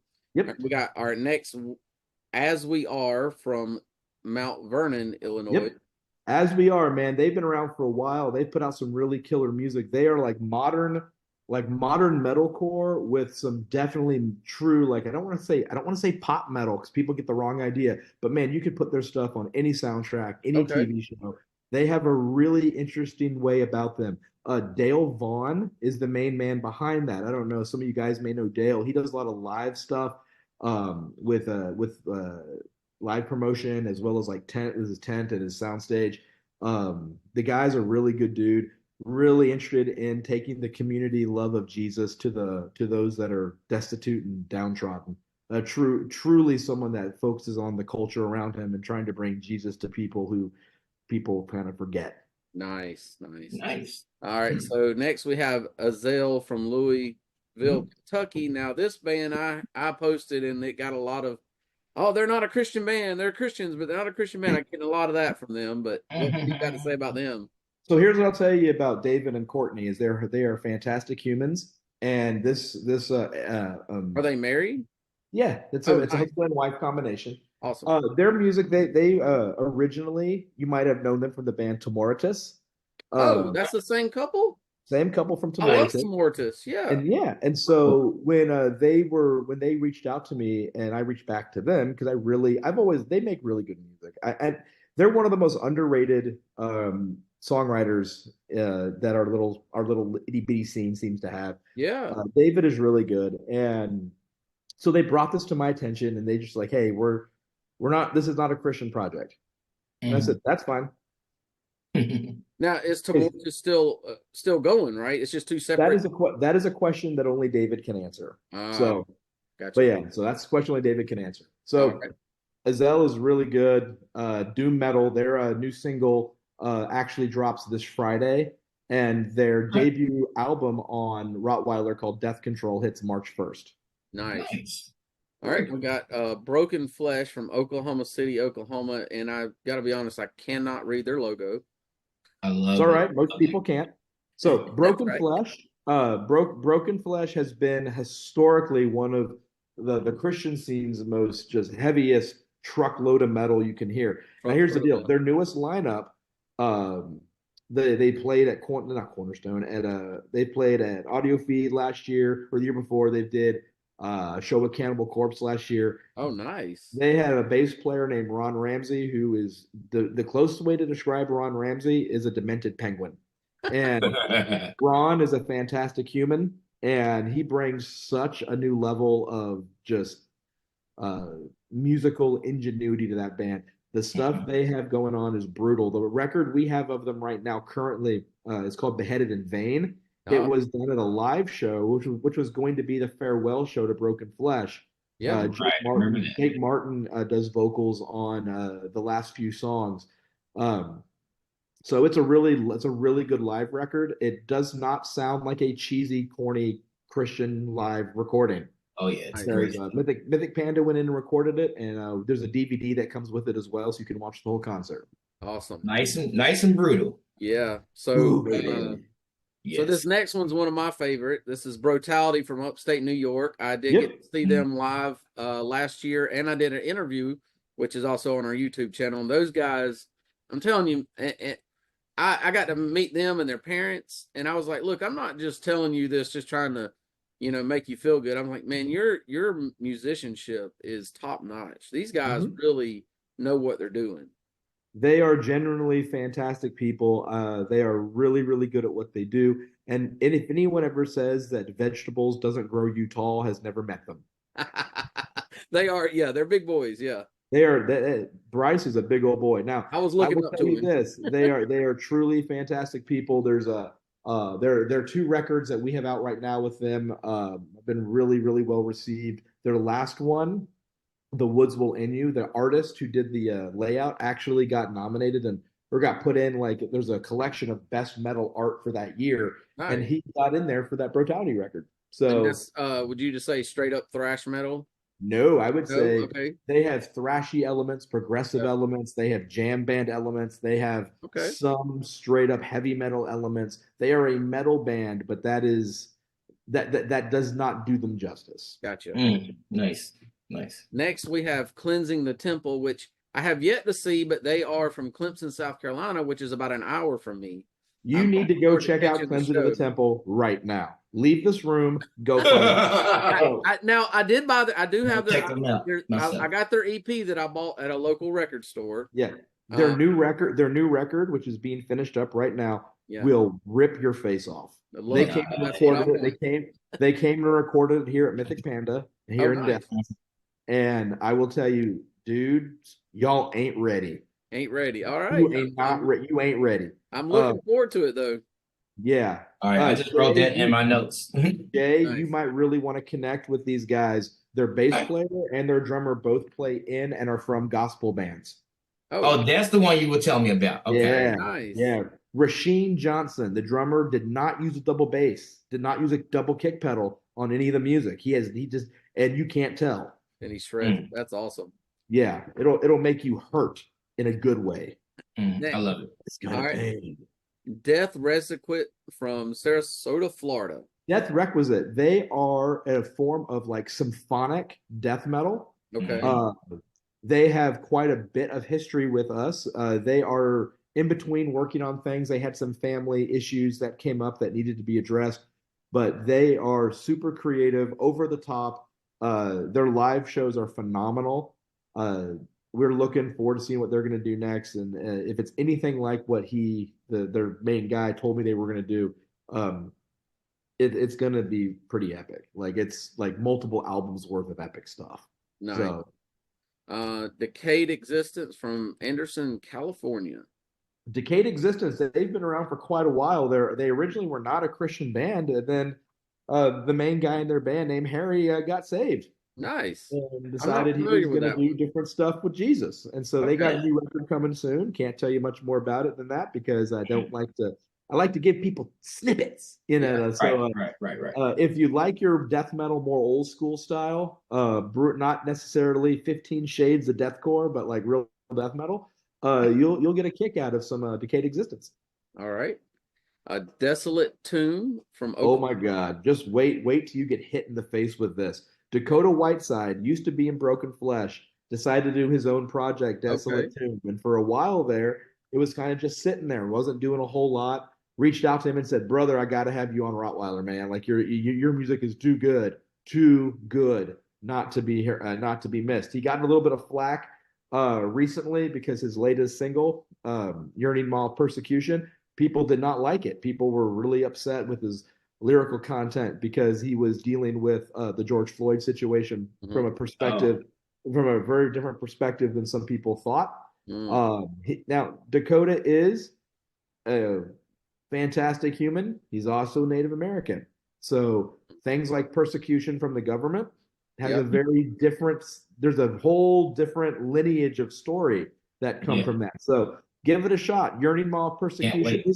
His full-length record called Scorned by Misery comes out February 23rd. It is album of the year material. Love it. All right. Diatheke, is that how you say that, from Dallas, Texas? Diatheke. They are phenomenal. If Extol had a little brother who decided to do it without being Norwegian, it would be these guys. So where does that name come from? That's up to them. I've heard them explain it, and honestly, I don't remember. But Diatheke, it's definitely not an English word. Throw it into your Google. Maybe Google will tell you. Check it out, man. Their stuff is great. Their latest release is a 2-song single. They did one of some of the Christmas music for us. It came upon a midnight clear, and then there's a second song that comes with that digital single called "The Fields Were Rotting." Give it a shot. It is really freaking good. Love it. Cool. Next we have Dispraised from Paul Idaho. Yep, Dispraised. They are a studio band. Their first couple of records were released through Rottweiler. They are now on Thumper Punk Records. If you like your punk rock with a little tinge of metal, they are not punk. They're not pop punk. They are punk rock. They are up in your face politics and Jesus, man. If that's the stuff you dig, you're gonna dig it. And and this next one, I'm not sure how to pronounce. Doulos from Riverside, California. Yeah, man. If you like if they're more like old school hardcore with some hardcore punk thrown in, they are really good, man. It is a great record. The record's called Birth Pains. It came out last year. It is a phenomenal record. Perfect. Final Surrender from India. Oh, okay. So here's a funny thing about Final Surrender from India. All right. So one of their records that Sean put out for them was produced by Rocky Gray from Living Sacrifice and Evanescence. Yes. The guys in Final Surrender all play in very large professional bands in India.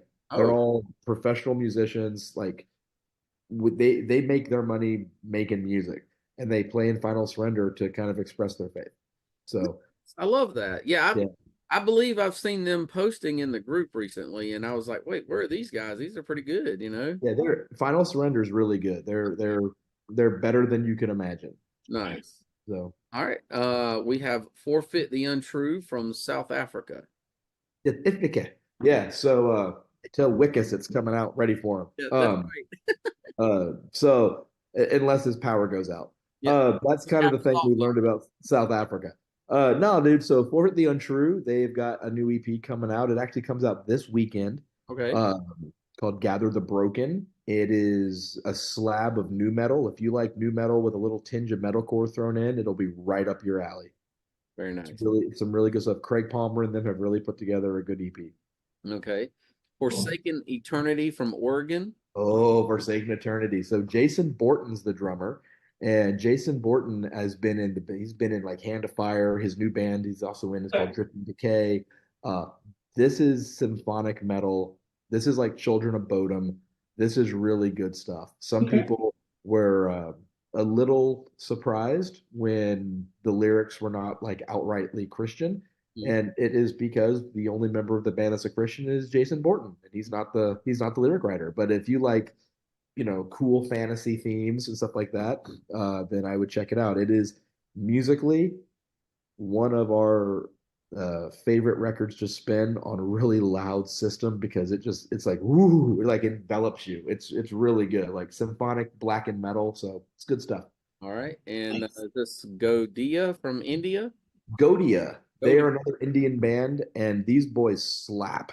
This is more like, yeah, just like that, Jay, just like that. Yeah, this is metalcore with definitive. It's close to deathcore at times, but it's heavy, it's dirty, it's angry. It's the kind of stuff that you go, ooh, that was intriguing. This record is about the fall of man, and very much like Revelation. So. There is definitely some stuff there that people are going to be uneasy with, but it's done from a perspective of, hey, man, we know Jesus too. We ain't white Americans, but we know Jesus too. That's right. Well, I'm loving the diversity here. It's not, you don't have just bands from Texas there. You got a wide range. Well, we're not solid state. Yeah. Shots. Okay. Shots fired. Just kidding. I love me some Old Living Sacrifice. I love me some Extol. I remember when Embodiment was a death metal band and they got signed to Solid State, then they stopped being a death metal band. Yep. Yeah. Yeah. Which I love all their albums, by the way. Yeah. Halo Theory from Tennessee. Ooh, Halo Theory. So if Killswitch Engage and Striper had a love child. Whoa. Yeah. Interest there. Yeah. So it is really good stuff, man. They got an EP out right now and called The Awakening, and it is really good. Have you ever heard of the band Halcyon Way? The vocalist for Halcyon Way, named Steve Braun, is the vocalist here for Halo Theory, and it is really, really high energy stuff. Nice. So give it a shot if you like your metal with a little bit of pizzazz. No, it's heavy metal. It's not core, right? Heavy metal. So. Well, that's right up my alley. Well, and here's one of my favorites. At least their first album, I love, Hand of Fire from California. Yep, actually blew me away. So, you know who Jim is singing with right now? Remind me. I believe if I get my names right, I believe it's Vengeance. Okay. Oh yeah, that's right. I think you're right. Yep. Yeah. So I did have a talk with Jim Settle 3 days ago, about new Hand of Fire, and I will tell you that that is something that we are strongly looking at with. So we're looking at that, trying to make some happen there. Hand of Fire is thrash metal. It is heavy metal, thrash metal, not for the faint of heart. That's why I like it. It'll kick you in the nuts and not apologize for your pain. Love it. That's awesome. All right. I am the Pendragon from Nebraska. I am the Pendragon. Let me tell you. So Sean signed these guys a while back, and they are best described as progressive rock metal. There's a vibe of Coheed and Cambria there that he really likes. Jared Cunningham is the lead singer. He's also the new singer for 13 Minutes. Oh, nice. So he just got announced a few months ago. He's still in the band, which is a shock because Jamie does go through vocalists pretty quickly. And that's not necessarily a bad thing. He has a very very what's the word? Very, very high level requirements for people to be in his band. And you know what? It's his business, it's his brand, and I'm glad. Yeah. I'm the Pendragon is solid. If you like proggy rock metal with a really good lyrical content and just fantastic live show, check him out. They got a new record coming out. It's been touched up. The same engineer who's doing Cleansing of the Temple is working on their record, and it's gonna slap. Yes. So here's one that I'm pretty sure everybody's going to be familiar with: Immortal Souls from Finland. Yeah, so Sean had them. They had they had a record out on with Rottweiler a few years back. We've been talking with them here and there over the last year to see if there's going to be something moving forward. We really like Immortal Souls. I believe the record you can pick up from Rottweiler is called Winter Songs. And it's a really good Finnish like death metal record. So they are a solid band, and we'd love to put something out from them again when that time comes. Nice. INRI Immortal from Ecuador. Inari Immortal. All right. So Inari Immortal, my goodness, man. These guys are one of the most responsive when I would send notes back to their music. If you like it's thrash metal with a little bit of death metal thrown in. Okay. But then some of their songs are death metal with a little bit of thrash metal thrown in. These guys love Jesus, they're not afraid to talk about it, and they will give you a glimpse of the metal world, this vibrant metal world outside our United States, especially coming out of Ecuador. It is really, really heavy. Intriguing. Awesome. The Jericho Harlot from Indiana. The Jericho Harlot. So the Jericho Harlot is actually one of the lighter bands on the roster. They were there when Sean owned on the label. They are more like not pop punk, but they're definitely more like a aggro punk band. Not the dirty punk of just sprays, but more like rock punk. They've got a couple of really, really good records that were released through Rottweiler. Their last one called Voices had one of their best songs on it. And I have to always said it always stumps me when I go to remember the title of it. Let me see. Oh, it's over here somewhere. The title is called The Heat Rocks. It's one of the best songs that band has ever recorded. And man, if you want something that's passionate and yet at the same time just gnarls at your soul, The Heat Rocks will do it. It's a great song. Everyone stop right now and go listen to The Heat Rocks. And do it. Do it now. Do it now. That was John DeGroff and friends. John DeGroff and friends goes by Salt. He was one of the original bass players for Petra. Okay, I thought I recognized that name. Yeah, his music is more like funky jazz in a unique way. It is like nothing else on Rottweiler. Sean has worked with him on a couple different projects. So it's definitely if you like music that you can put on and play some poker or put on and have kind of like in the background at like a social gathering, people go, wait, what am I hearing? I akin it to like if you have Galactic Cowboys and King's X, and if both of them you took out some of like the heavy vibe and just took the creative side, you would kind of have a lot of what John DeGroff is doing. So it's proggy in that kind of regard. Here's a band that I have noticed has been making waves in the Christian metal group, at least, is Krieg from Quebec. They are originally from Brazil, and so they have members in different parts of the world, so that makes it a little bit fun. They are your not run of the mill, because some people go, "Isn't that a mean thing?" No. This is when you think of death metal, you think of Krieg. Their name means war in Norwegian, and these guys bring it, man. They are totally in your face about their faith, which is good, and they play some heavy hitting death metal. Their last record is one of my favorite ones they've done, not because we put it out, because it just sounds really good. It feels like they've really took their time to just bring you a crushing release, and they did. So nice. So next we have the Light Superior from Texas. Yeah. Amarillo, Texas. Light Superior, man. These guys, I will tell you, if you're a fan of metalcore and you don't know the Light Superior, you will. They have a new single coming out relatively soon called Tidal Wave. They've been working with some other producers up in Kansas. It's a really cool sound. They are, how do I put this? When you think of professionalism on a stage show for metalcore, and then you combine that with just just really good live energy, that is the Light Superior. These guys are fantastic. Their Love it. EP called I Am is available now. Their new single, Tidal Wave, is coming very soon. Okay. Another Texas band, Light Unseen. Two-man death metal band, baby. There you go. This is the kind of stuff when people talk about like how many bands are on your label that aren't really normal. Well, no one's normal, but Light Unseen, man, Shun Marteljani, his name is Christian Marteljani, but Shun Marteljani is the main guy behind the band. And he is a death metal force. I mean, the guy plays death metal, black metal. He is a good dude. This is music that will scare your grandmother. Yes. All right. It is not the death metal that's clean and crisp and makes you go, oh, that sounds like mall deathcore. This is death metal. This stuff is nasty. This is Or nasty. Mallcore. Yeah. Yeah.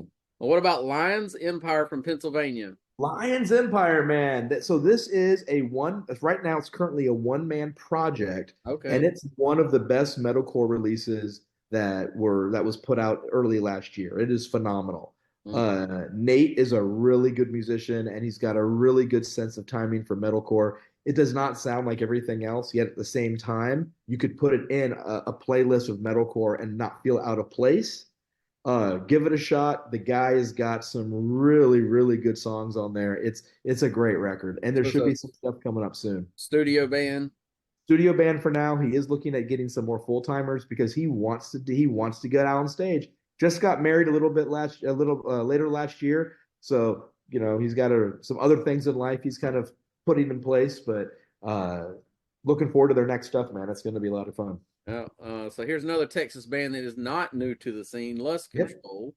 Yeah, Lust Control. It is what it is, man. If you ever wanted to be satirical about things, then listen to it. If you want, I always tell people, if you want the best from Doug Van Pelt, read his magazine.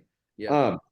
And what I mean by that is Lust Control, from everything I can gather and what I was told about it from Sean, it was started as satirical parody.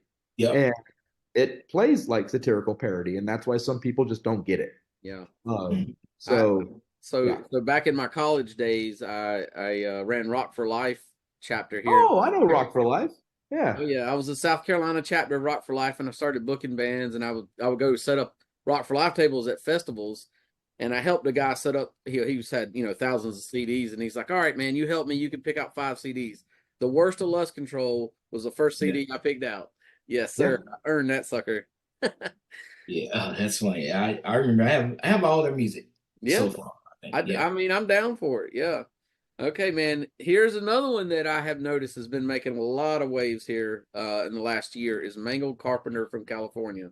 Oh, Mangled Carpenter. Let me tell you what's really cool about Mangled Carpenter, besides the fact that Seth Matoyer is, and you've heard me use this phrase a lot, man, he's just a fantastic human. He really is, man. So Mangled Carpenter is like cyber grind and like not really industrial death metal, but it's definitely got that vibe. It is brutal. It's right in your face. There's no pulling punches where Seth is concerned. He makes music that Christians get uncomfortable with. Mm-hmm. Most of his fans are not Christians. He works in the film industry. He loves horror films. Yep. Most of his stuff, most of the people that are sending him, dude, this is freaking great stuff, man. They're non-Christians. Mm-hmm. So it's like he's being a light in who would have thought? Oh man. Who would have thought, Jimmy? The horror of it all. Yeah, who would have thought? Now here's the deal. Here's something that's fun. A lot of people don't know this, but currently Mangled Carpenter is on 2 labels. They're on Rottweiler Records as well as Broken Curfew Records. Oh. So if you don't know about Broken Curfew Records, it is Seth's private label, and he's putting out some really good music. And so he and I talk quite a bit. If you have a chance, check out the new record off both Rottweiler or Broken Curfew. It's called Salvation Syndrome. It will bore a hole in your skull. It is really good. My Place Was Taken from Mexico. Oh, dude. If there was a band that needed literally just give them a stage and they will tear it down, that is My Place Was Taken. They are heavy. This is deathcore with truly, and I don't mean, this is not meant in any way to be negative, but amazingly fun Latin flair. Nice. Here's the deal. Like I said before, That's unique. That's unique. Man, this is the thing. Metal is not an American genre. It Sure. goes across the world. And don't get me wrong, there's a lot of great metal bands here in the States. Yeah. But dude, when you can take your language and your different music, there's musical differences in Latin music than there is in American music, and you can fuse those together with metal, and you just bring this beast of a sound, man. It's amazing. And music transcends language so much. And so it's like to see My Place Was Taken on stage and see Abraham and the other guys of their band just reach out and just love on people. Abraham has their guitar player has an amazing quote, and I love this quote. We're every venue we went on when it came to Haste Revelation Tour, he would say this. He was like, "God doesn't hate you, God loves you." Man, because we live in a world where everything is, if you don't agree with me, you must hate me, and it's like, no, God doesn't hate you, God loves you, and then they tear your face off with their music. And they'll tear your face off.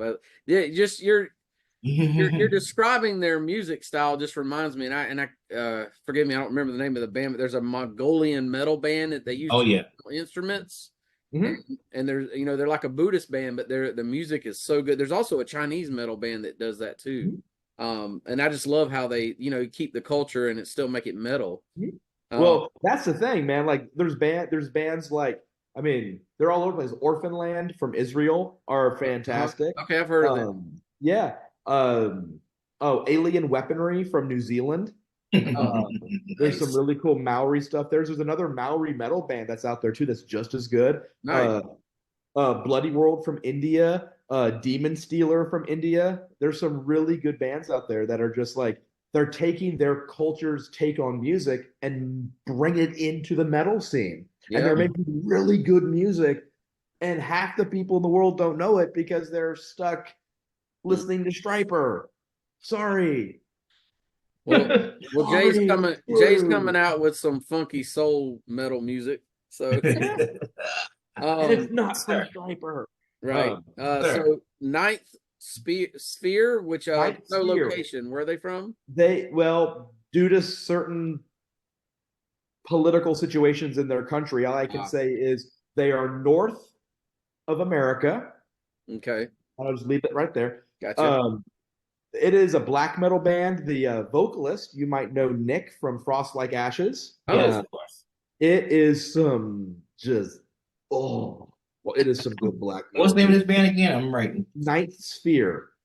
Sphere. Okay, It's really interesting, man. Do you remember the band Sympathy from like the late 90s? Of course, yeah. I have at least one of their CDs. Yeah. So the guy behind Sympathy is also in Ninth Sphere. Oh, nice. Yeah. And for the sake of the reasons why we don't put names on there, let's just say it's really good stuff. And he is tirelessly working at some really, how would I say, some really brutal music that's coming down the pipe soon, and y'all aren't prepared. Can't wait. It's nasty. I can't wait. All right, this next band is not new to the scene. They're from Sweden, and they play my favorite version of what is it? Awesome God, Pantocrator. Or as some people call them, Pantocrator. Pantocrator, or Pantocrator or Pantocrator. Yeah, we have one of their albums on Rottweiler. They've released a few others recently that are just standout. But if you are looking for some really good Swedish death metal, that is both what's the word I'm looking for here? It is not radio friendly, but at the same time, it is going to give you a real sense of good musicianship. You can't go wrong with Pantocrator. It's really, really standout stuff. All right. We got Raid, also from India. Yep. Raid. So back in the day, this was one of Sean's earlier signings. And they have a few records out. They're very similar to like Madball. Some people give them a little bit of a vibe of Hatebreed too. I think Hatebreed's a little heavier. But Raid, the guys are just all over the map when it comes to their live show. They are a solid record, solid act. We have a deluxe version of their latest full-length record that actually has a trap metal version of some songs that they did with a DJ called Trap Mastery. Oh, interesting. And it is really cool. So yeah, Raid is definitely they've been in Rolling Stone. in India. They've toured with and through the Red Bull touring promotions group. They play India. Like if you're in India and you haven't seen Raid, then you haven't been to concerts. Oh wow. So nice. So here's another one. I cannot read the logo, but I believe it's Shadow Morn from South Africa. From South Africa. This is black metal, black metal, black metal. If you like your black metal with a high dose of fantasy, this is the band for you. Originally, Shadowmourne and Inari and even Mangled Carpenter were on Sean's sub-label called Haga Recordings. Now, when we purchased them, we moved all of them to the main label because they're that damn good. And I'm not going to tell you, oh, you're a studio act, you got to stay in the small room. No. Shadowmourne will tear your face off. Shadowmourne is really good black metal. We're hopefully going to be getting some new stuff out from them because it's just nasty. It's good. So this one I've seen quite a few posts about. Shamash from Shamash from Malaysia. Okay. From Malaysia. Yeah. So Andre Shang is, the man is everywhere. He's one of their main songwriters. Great dude. He does a lot of work for Rottweiler Records, actually. Very nice. A lot of stuff behind the scenes. They have a new record coming out as well later this year, and it will slap you in a really fun way. Yeah. Some of the guys in Shamash actually play in top-level pop bands in Malaysia. Nice. And yeah, Darren, I believe their bass player. He is a very, very well-received musician playing not metal, but he gets in the studio with Andre and they just shred. So their latest single they did, God Rest You Merry Gentlemen, and then they also released a single off the record called War for Jerusalem. Both available right now. Check them out. We have a lot of discussions about what's going on in the metal scene and the Christian scene right now, specifically, and there's a very unique and unsettling sense of, I don't want to I'll just say it, of what seems to be a little bit of anti-Semitism coming out in certain bands. And we have experienced this. Who would have guessed? And I won't go into the people that I see it from. They're not here to explain themselves, and I don't think that's really fair. But I will say there is a distinction, I would say, between having a disagreeable opinion and saying something in a way that encourages conversation, and saying something in a way that encourages just pure discord and disgruntlement. And I think if you're going to hold the views that are that controversial, knowing the scene you're in, how you communicate is even more important than what you're communicating. Absolutely. Stay tuned. Jay's going to be giving a sermon on this later. All right. Next. Pretty much. No. Scald and Venom from Sweden. Scald and Venom. So when Sean signed those guys, he must have known something that everyone else didn't, because they've released two of the best black metal records in the last 10 years. And if you like black metal and you don't have Scald and Venom in your discography, man, I'm sorry. Go get it right now. We've got a few hard copies left over of some, but you can buy them digitally right now. They are just so freaking good. Nice. So earlier you mentioned Rocky Gray from Living Sacrifice. So now we're on to Soul Embrace from Arkansas. Yeah. So Soul Embrace has been kind of asleep for a while. The guys have all done different things. I was recently in Arkansas at a Living Sacrifice show because I adore Living Sacrifice and all the things they do. And I was talking with a couple of guys that are in Soul Embraced that were there, and there could be some things happening. I won't say what they are, but there are some things that could be happening. But you have to figure out what that looks like. Emphasis on could be. Yes. Awesome. I'm also a huge Living Sacrifice fan. I've gotten all their albums on vinyl that they've just released, and one of my all-time favorite shows was Living Sacrifice, Stave Zaker, and Project 86. It was amazing. Show. All right, we're wrapping it up here. We got this is one that we were talking a lot about earlier, Taking the Head of Goliath from Minnesota.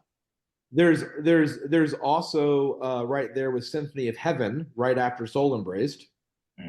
Symphony of Heaven released a few records with us, and so they have decided to go on a separate path, but you can still get their stuff with us. But Taking Head of Goliath, like we talked about, they decided to hang it up.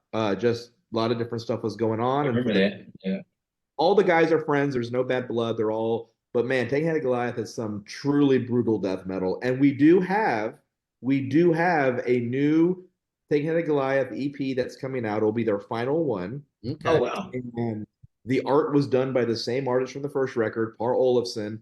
This is heavy stuff. And there will be a live track on there as well. And we're working on trying to put together like a media package that when you buy it, you'll get a lot of other things that come along with it. So that takes a little time. So bear with us. But yes, Taking Head of Goliath, new EP, 2024 will break your face. Stay tuned.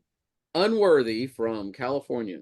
Oh my gosh, these guys, if they're not sharing poop humor, they are doing some bone-crushing deathcore. And this is a studio act that they are trying to get live, some live members. Okay. Recently, a member from the band Cultist stepped down and is now, I believe, playing bass or guitar with Unworthy. Okay. They do have a new record coming out on Rottweiler. I won't tell you the date because we haven't released it yet, but I will tell you I've heard the record. It will break your teeth. They went heavier than their last record. So you're saying they sound like a teeth breaker? They sound like a teeth breaker, okay. Yes, but not like Molar. Broken Teeth. I guess that's the band I was thinking of. Broken Teeth. So if you remember the band, there's a band from Northern California called Molar. This band is heavier than them right now, but Molar's awesome. I Grant Molar from what was the band he was in as well? I can see the cover, I just can't think. Crushing the Deceiver. If you like Crushing the Deceiver, check out his other band Molar. But dude, Unworthy's new record is going to be. It's going to hurt you. Yep. Like it's going to find you. It's going to kick you in the kneecaps, and then it's going to beat you with the love of Jesus in the back of the head with a pipe. There we go. You're going to die and rise again, basically, after you hear it. You will die and come back filled with the Holy Spirit. It's going to there we go. Oh, sweet Jesus, sweet. Yes. This is one that I feel like, at least in my perception, is hit the scene in the ground running. Voluntary Mortification from Michigan. Yes. So if you can get over the fact that their vocalist naps all the time, yeah, Connor, I'm talking to you, buddy.